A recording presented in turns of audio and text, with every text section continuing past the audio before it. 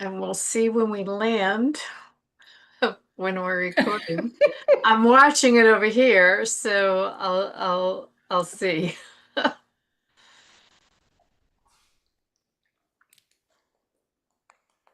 Hello, everyone. I do believe that we are live now. Mhm. Thank you and welcome, welcome, welcome to the third episode in Holistic Health Highlights: How Stress Can Hijack Your Breath. This episode, we are going to focus a little bit more on the elements that this is not just biology, but this is a strategy. And it is a leadership skill that can be cultivated and the whys behind it. So again, of course, we have the beautiful Stefanie Bay, who is with us from Germany. Thank you, Steph, for being with us and keep bringing our wonderful audience this valuable information. And I certainly hope that everybody started breathing with us on the second episode. If not, you're still there, and the replay is there. And so you will be able to just watch the replay and breathe with us there. And remember, this is never a one and done. This is a practice, a build-up skill. You can make it a fun ritual, but it is something that you must take action with in order to be able to increase your capacity of your awareness and your focus on your breath instead of dysfunctional breathing, which is exactly what we're going to talk about, because that is what impacts your ability to lead your own life, but then lead your teams. So having said that, Steph, Yes. You know, it's like we always know the way we breathe is how we shape the leading, it's how we connect, it's how we perform. And in preparation, Karina, for that highlight, we came up with the wording of sitting in the driver's seat of your own nervous system allows you really to focus on first of all your own resilience and your own way of like unlocking your own potential, and for your team seeing the way you do that allows them really to unfold themselves. And the other thing is, we said that we can learn a lot of competencies, how we breathe, how we relieve stress, and we always add these things. But the breathing is really something that has to be seen as something that integrates, that brings you in a wholeness, that brings you in, that is really the nurturing fundament for all you're doing and the way you perceive. yes, it is also by Regulating. the way you're perceived as Yes. well. Yeah. And it's actually not about somebody else's opinion, but it's really the way you perceive yourself, number one. And that's what leads over to when you are leading a team, your how you lead, that is how you are perceived. And they will follow. So you always hear about living the example, walking your talk. Well, that's what this is.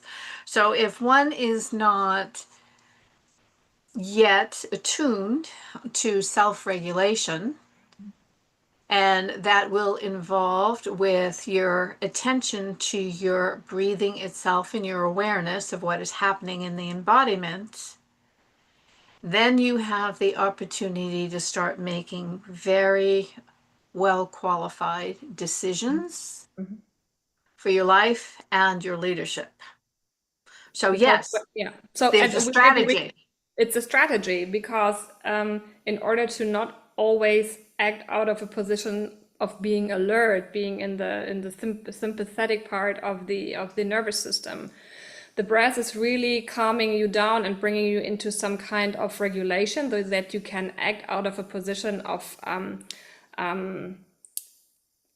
I would just say even peace and calmness to have to not do any kind of decision on as a reaction to something. Right, exactly. You're not reacting, you're Yeah, actually responding. yeah. And so it becomes an anchor. It becomes an anchor, and the way we breathe is connected with the heart rate. So we talk about the heart coherence. So we can really breathe as in times where we have a lot of pressure. It's really a good anchor. It's a good tool. It's a really important skill we need to cultivate so that we can be clear and calm and there might be other different English words you can that are more precise. Yeah, so you can really link to your creativity. You can be innovative because you have the capacity. But it's all about Exactly, because creating your own capacity, because it when you does expand your capacity, yeah, absolutely. and when you increase your capacity, you immediately increase the capacity of your team, because what it creates on the side of your team, we talk about this kind of psychological safety. What does that mean when your team members see that you react or behave in a certain manner in kind of stress and pressure? It allows them to see you as a role model and really bring themselves and their capacity, their potential to being unfolded. Exactly. And the capacity isn't, we're not just talking about the lung capacity here. We're talking, No, not at all. No, we don't talk about lung capacity. Not at all. that isn't what we're Oh. talking about when we speak about capacity. When we have all these limited beliefs, Mhm, systems put in place, and most of them are subconscious from everything that's gone on in our life, from childhood on up, that's the place in which we function from, our perception. mhm, So, in order to have things move differently, that perception from where you function from has to expand. mhm, So, that's what we mean when we're talking about increasing capacity. mhm, Your perception widens, you're more open to suggestions that actually come up within yourself because you start trusting it more and your discernment starts becoming stronger because start becoming clearer of what you're even telling yourself. mhm. And then, of course, always, This has a triple effect. Yeah. absolutely. And of course, it always leads to inspirational thought and Yeah, definitely divine guidance too, which is part of the leadership of to course. be able to receive far beyond your own capability. That's first off why we have teams in the first place, is that we have certain skill sets, but our Mhm, team members have other skill sets. But combining them, it can be phenomenal mhm, when the communication skills are there. And the communication skills are there when you are non reactive but responsive, because now you can listen and hear more clearly and feel and see the other person's opinions and positions more clearly, but still be able to hold the boundaries.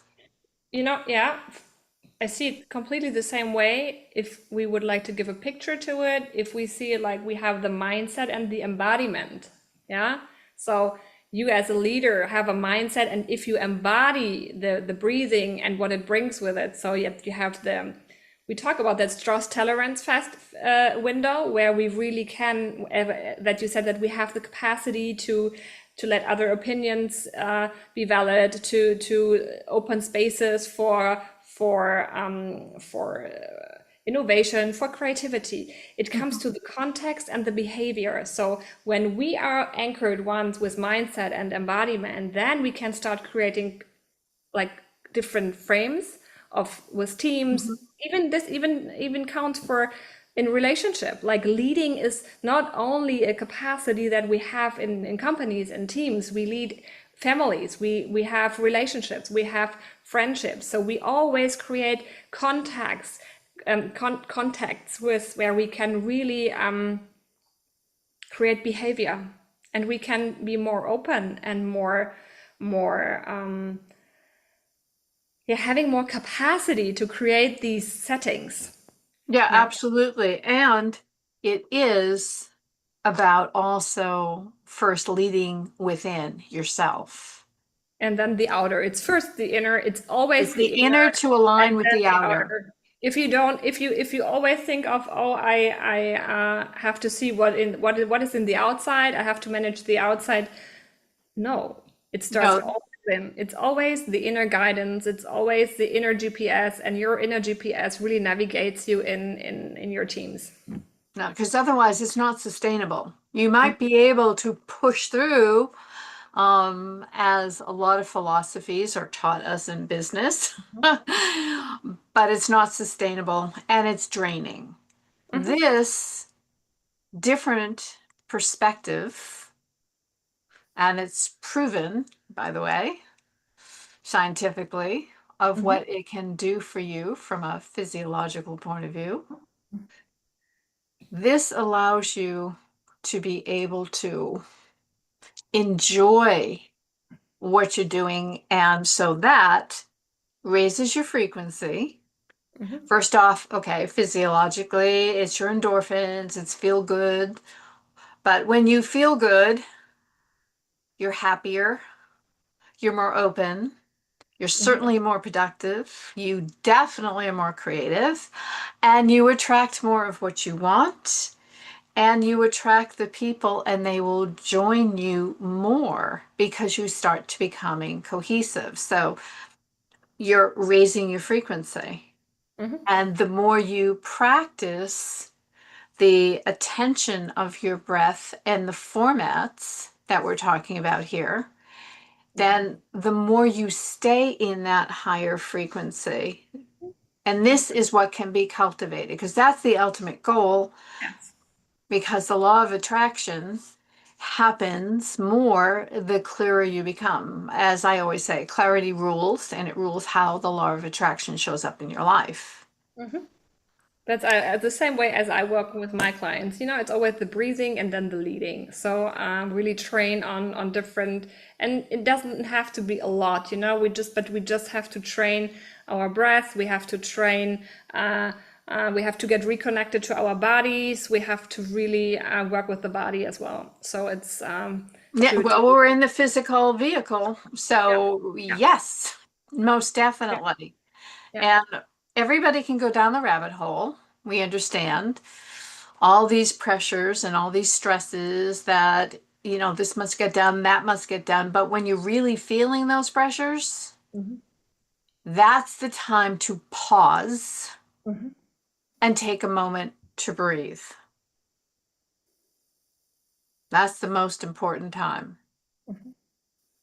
So we invite everyone to really practice conscious breathing and go back to our last highlight where we really showed you some techniques, two of them that are important to really bring your nervous system into a regulated state of being. So yeah, it's always a good start. But It's a there's great, a lot more. There's a lot more to it. But at least this would be a starting point. yes, this is the skeleton formation about why the leadership is important of a strategy with your breath work. Mhm. So there are a couple more points that we did want to offer you, but guess what? You're going to have to come back next week Mhm. because we only planned 3 episodes, but we are going to do a fourth one as a bonus. So there's a little bit more that you can sink your teeth into that we're going to present for you for next week. Mhm.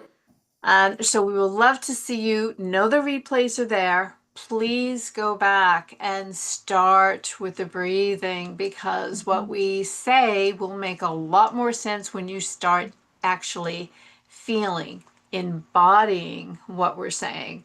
And then the shift starts to happen. 1%. is all it needs to start. So And you just have to open the gateway to it. exactly, we Yeah. really do. So one quick fast note, I am doing some upgrading on my systems over the weekend. And so they will be on a stall and hopefully nothing will impact YouTube, but you never know. This is tech. But everything should be back up and running by Monday. So I thank you for any inconvenience and your patience, but please come back and really visit with us. And let's see you next week. And Steph, thank you for coming as You're always. welcome. It's always a pleasure. Thank you. Love to have you. And for that, we are going to send our love and our blessings to you all and have the most fabulous morning, day, or evening wherever you are. God bless.